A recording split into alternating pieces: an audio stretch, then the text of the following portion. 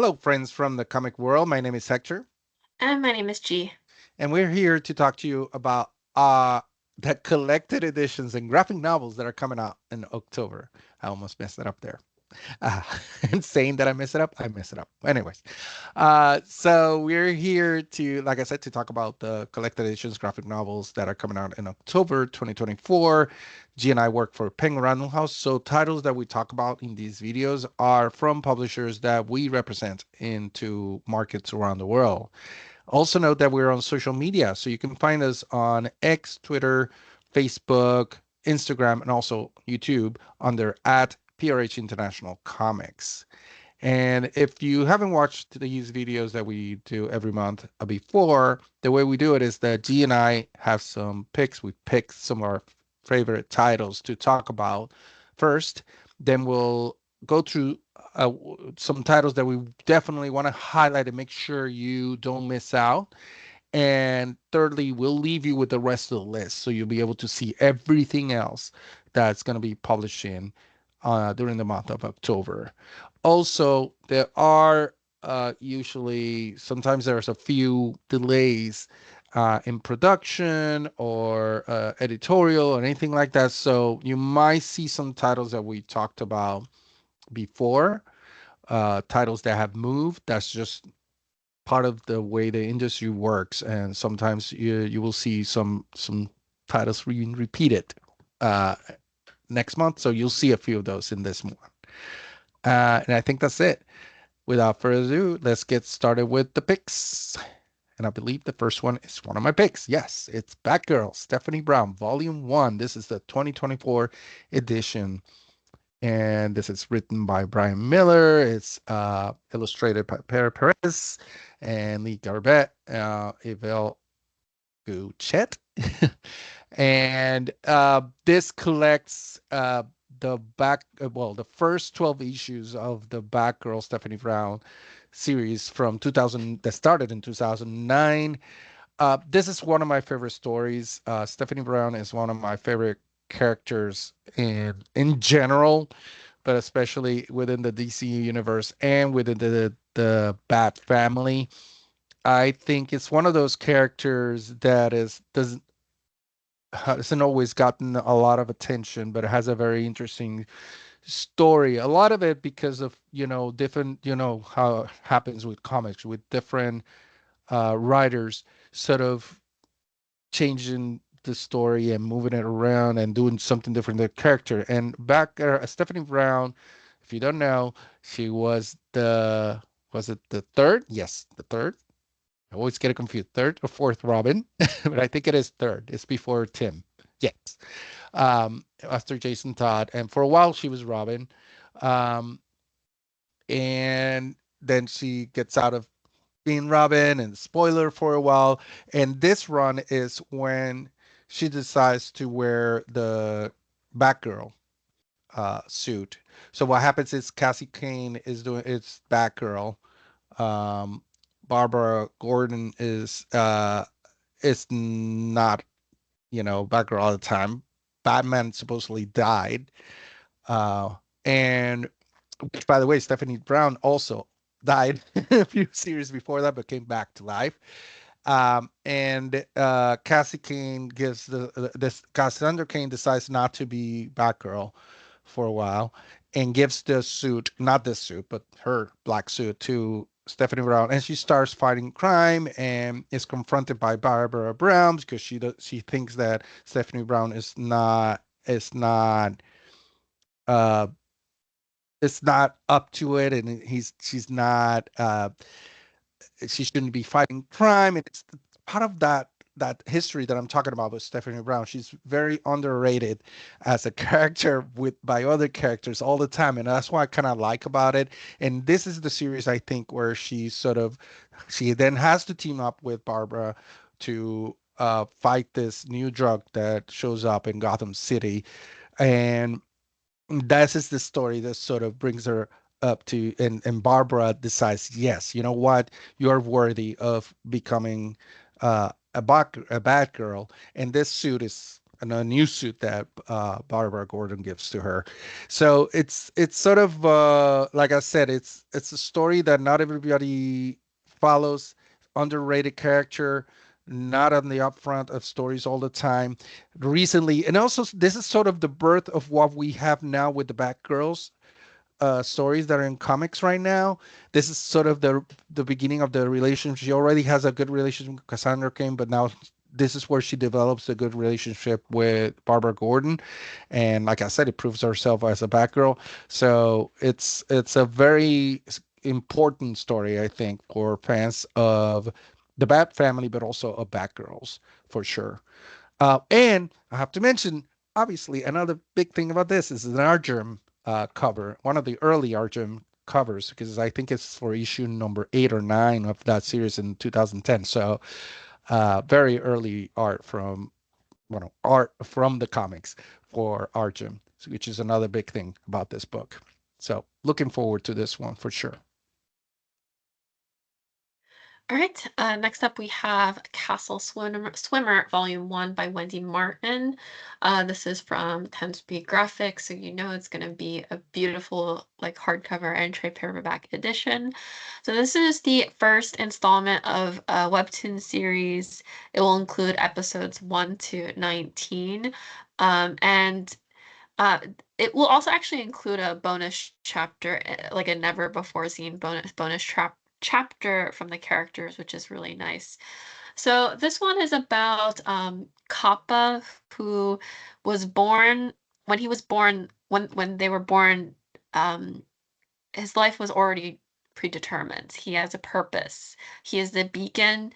He is the light for all the sea creatures. And what that means is that he is destined to fulfill their prophecies. So basically, he's in very high demand under immense pressure. And how this works is that he's unable to resist the call of destiny, and there's this like magical yellow cord that appears on his from his chest, and it pulls him to any sea creature that he swims by, and he basically is like drawn to that, and he feels like that he can't resist this predetermined self-sacrifice of like going through with this, like as the beacon, and like fulfilling those prophecies.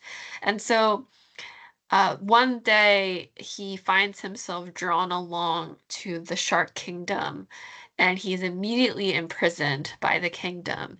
And the shark's prophecy states that the curse maiming their people will only be lifted if the prince, whose name is Siren, kills the beacon.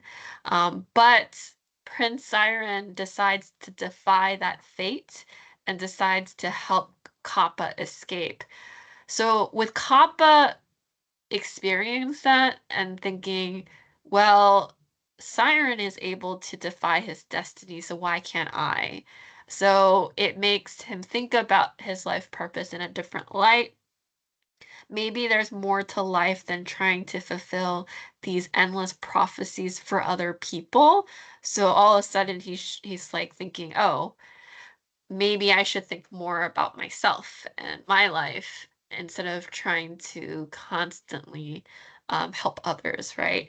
And so, I mean, it's a very beautiful story, but there's also a blossoming like romance that they didn't expect between the two that he couldn't have predicted, and beautiful art at that as well. So, highly recommend picking this up again from 10 Speed Castle Swimmer. Yes. And we continue with Mortal Terror Volume 1. This is written by Christopher Golden and Tim LeBon, and art by Peter Berting. We call us where Chris O'Halloran and letters by Clem Robbins. This is a horror vampire, sort of a Dracula inspired story, but it's flipped in that the vampires are cowering and hiding and trying to survive being hunted by all humans who want to uh, turn him back to life, bring him back to life so they can actually kill them.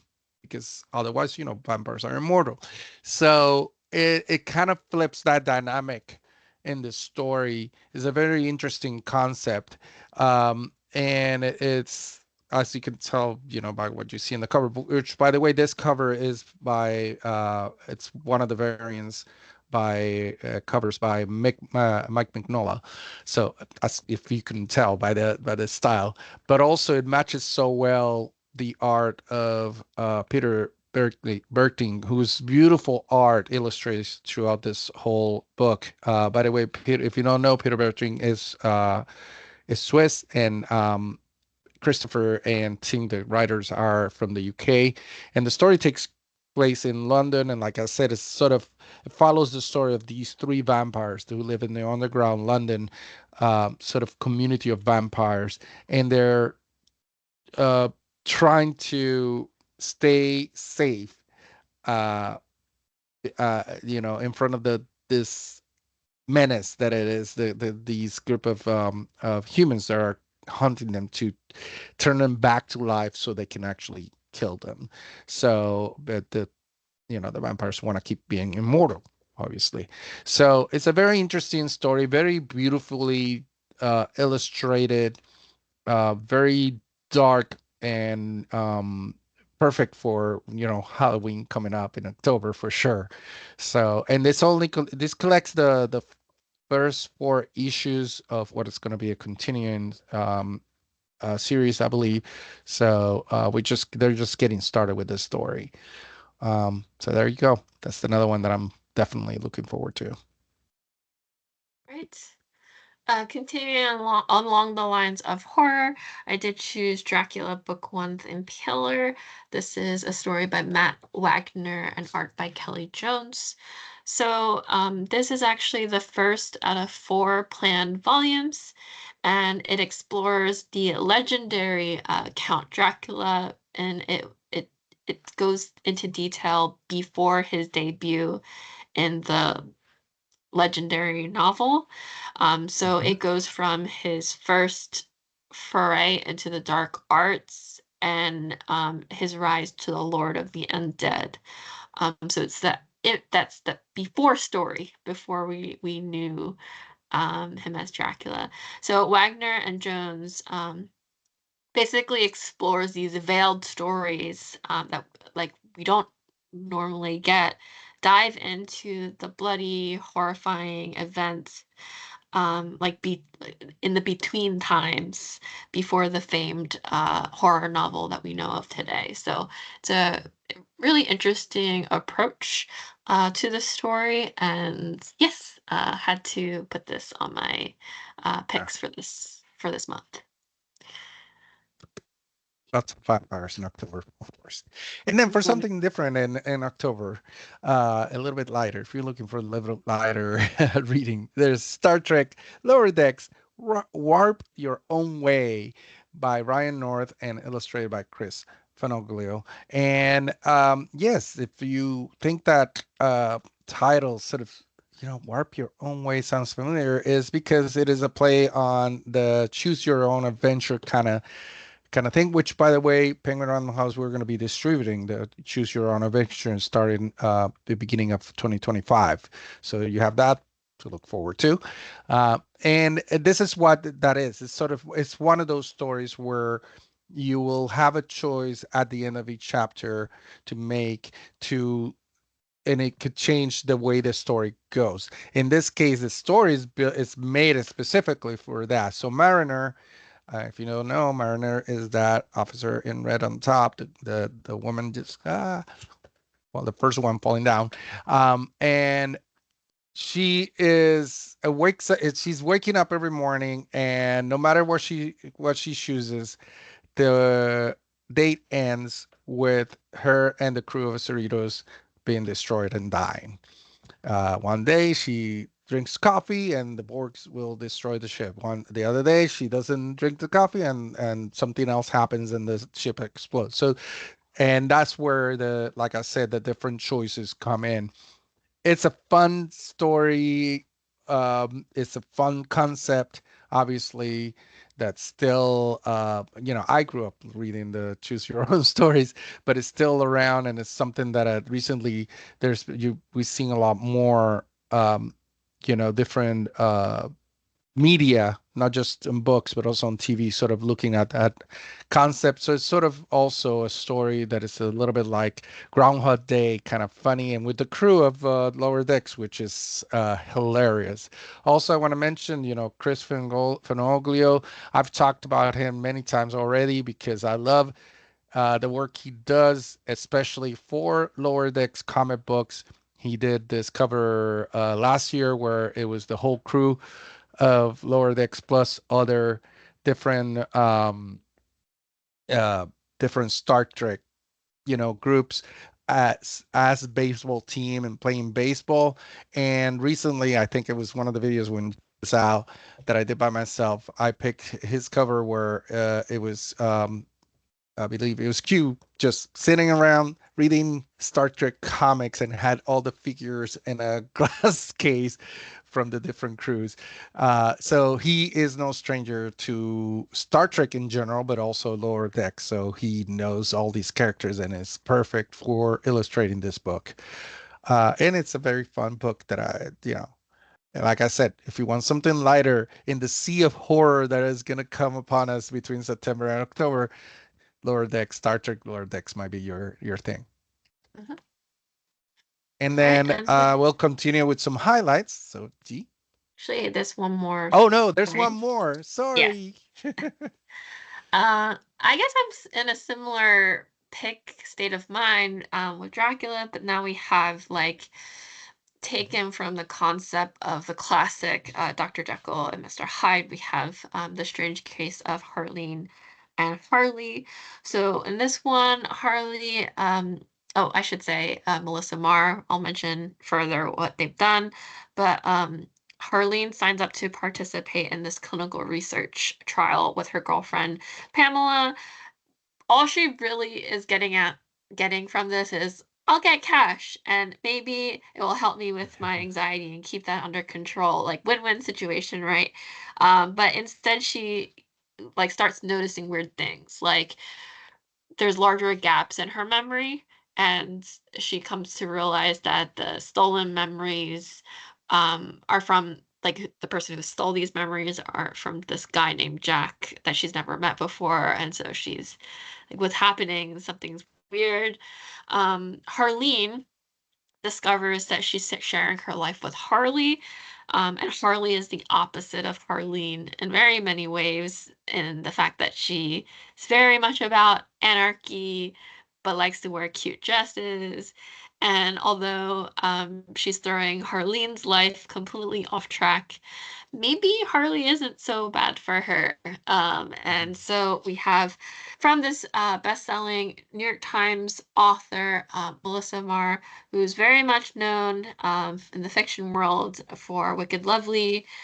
We have this well-known author telling the story about basically about this girl who will learn good from evil, or basically good and evil are not exactly black and white. There's some gray mixed in. And yes, very beautiful art at that. So really, really excited for this release. Very cool. Now we'll go into the highlights. Sorry about that. And we're going to highlight some of the titles, the other titles on coming out in October. And we're going to start with Absolute Batman Death of the Family with this beautiful slipcase sort of cover. And this is by James Tynion the fourth. Then we have Adventures of Superman John Kent by Tom Taylor. Then we have Aliens What If by Paul Reiser, and continue with Animal Man by Grant Morrison and Chas Truck Companion. This is obviously by Grant Morrison, and the first collection of the collected edition of Blood Hunt by Jim McKay. Continuing on, we have Dazzler Omnibus, the Tom DeFalco uh, uh, from Tom DeFalco, I should say, but the cover art is by Artgerm, and then we do have the Bob Larkin direct market only cover, and then with like the recent movie that came out, we do have Deadpool and Wolverine World War III by Joe Kelly, which I believe Reynolds posted about on social media. I remember seeing that. So with this Yeah. particular cover image, which is cool. Yeah. And Hmm. then we have Ruptures. This is for from New York Review Books by CF. This is really cool. I want to talk about it a little bit. It's basically like a collection of pulp comics with like sci-fi, fantasy. So if you like you're into the indie comic scene, this is definitely a really cool collection to pick up. And then we have Scott Snyder, infamous Scott Snyder, Dudley Datsun, and the Forever Machine coming out. And then we continue with DC versus Marvel Omnibus by Dennis O'Neil and various others. And also the DC versus Marvel, the Amalgam 8 Omnibus. And we have both a regular trade dress edition, I mean, trade edition for both titles and also direct market covers for both titles. And then we have Edge of Spider-Verse, Spider Society by Colin Kelly. Mhm. All right, and we have Godzilla's 70th anniversary by a whole bunch of creators, including Joel Jones, James Stocco, Matt Frank, and Adam Gorham and Danny Lore.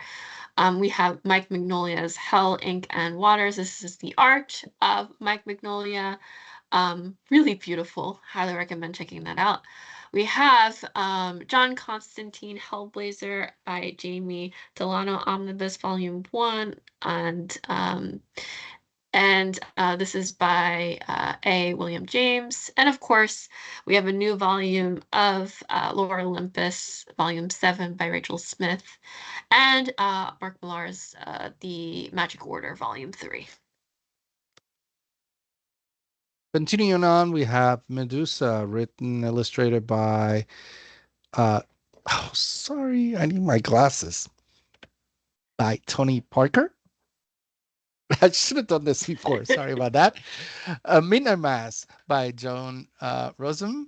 And then The Midnight Shadows, Zach Kaplan, which is an amazing graphic novel. If you haven't read it, I highly recommend it.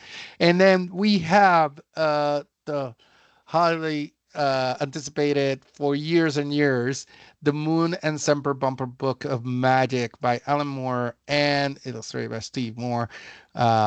Yes, finally coming after I don't know how many years. And then we have Moon Knight Epic Collection, The Trial of Mark Spector by Chuck Dixon. Just a note for the Moon and Serpent bumper Book of Magic. We have a short on YouTube, I believe. Yes. It's on our social media that goes through the interior images. Highly recommend checking that out too. Yep. Yes. And then next up we have the Moon Knight Jed McKay Omnibus. We have the Arthur Adams cover. That's the DM cover, and then the Greg Capullo cover. And then Naked City, a graphic novel by Eric Droker. And Katie Cook has been making the rounds at Comic-Con. I've seen her around. Yep. So Nothing Special Volume 2. This is great. The webtoon title coming out physically. If you haven't picked it up, this is your time to do so. And then we have Past Tense by Saka Mardeau. And we keep moving on with Satan's Swarm by Steve Niles and Scooby Doo's Greatest Adventures, a new edition. And this is by John Rosum.